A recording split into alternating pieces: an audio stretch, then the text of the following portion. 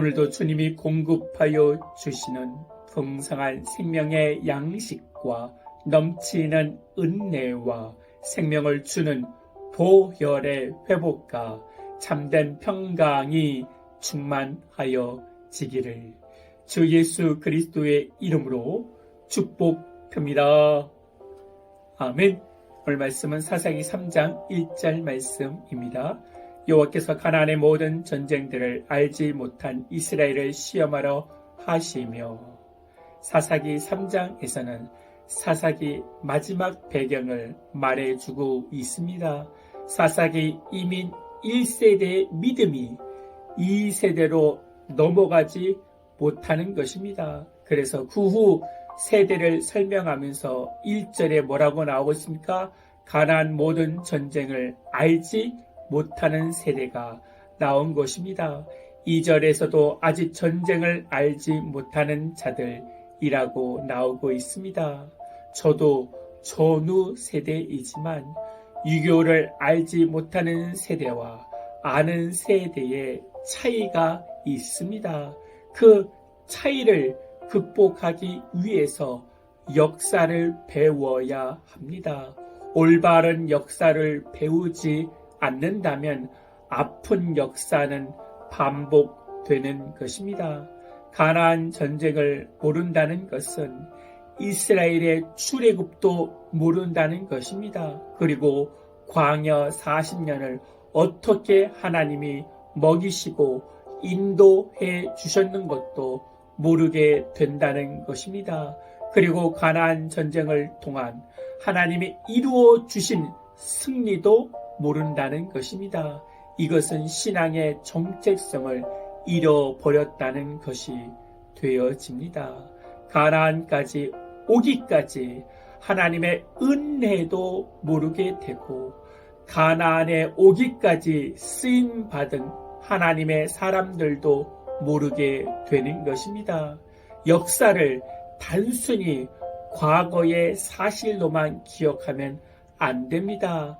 그리스도인이 성경의 역사를 모르게 되면 과거만 잃게 되는 것이 아니라 나의 오늘도 미래도 잃어버리게 되는 것입니다.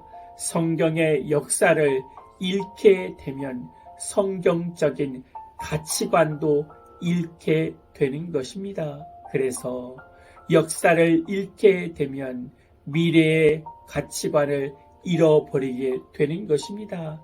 사사기서의 이스라엘의 실패는 역사의식에 대한 실패라고 할 수 있습니다. 정권이 교체될 때마다 매번 하는 일이 역사 바로 세우기입니다. 무슨 역사가 매번 정권 때마다 바로 세워야 하는 것입니까? 역사는 자신이 속해 있는 정파를 떠나서 객관적인 사실을 올바르게 기록하면 되는 것입니다. 그런데 좌파 정권이 들었으면 바뀌어지고 우파 정권이 들었으면 역사가 달라지는 것입니다. 역사가 자신들의 이익을 따라 변질되고 있다는 것입니다. 또 하나의 문제는 학교에서 역사가 국사 과목이 필수 과목이 아니라 선택 과목이 되어졌다는 것입니다. 그래서 대학에 가기 위해서 역사 배우지 않는 학생들도 나오기 시작했습니다. 그나마 편향된 역사도 모르게 된다는 것입니다. 이스라엘 민족이 당장 먹고 살아가는 문제와 출애굽의 역사와 광야 40년의 역사와 가나안 정복의 역사를 모르게 되면 당장 먹고 사는 문제만 사람의 눈에 보여지는 대로만 살아가게 된다는 것입니다. 오늘 사사기의 말씀을 통해서 역사의식이 없다는 것은 미래가 없다는 것을 알아야 합니다. 성경의 말씀을 기억하면서 하나님이 나에게 베풀어 주신 은혜를 기억해야 합니다. 감사해야 합니다. 그 은혜를 기억해야 미래가 열려지는 것입니다. 어제의 은혜를 오늘도 끌어오기 위해 감사해야 하는 것입니다. 나에게 없는 것을 묵상하지 마시고 하나님의 은혜를 늘 기억하여 그 은혜의 오늘이 더 큰 은혜의 내일을 열게 되어지는 것입니다. 하나님의 은혜를 기억하고 감사하는 복된 그리스도인들 되기를 기도드립니다. 아멘.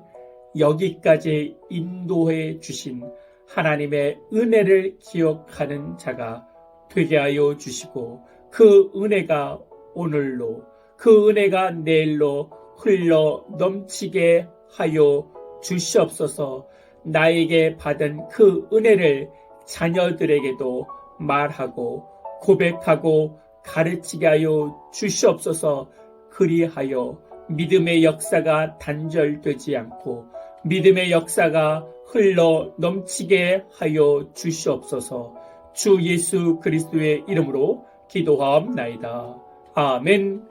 이제는 우리 주 예수 그리스도의 은혜와 만국하신 하나님의 사랑과 성령님의 내주교통 충만케 하심이 이제부터 영원토록 함께할지어다. 아멘.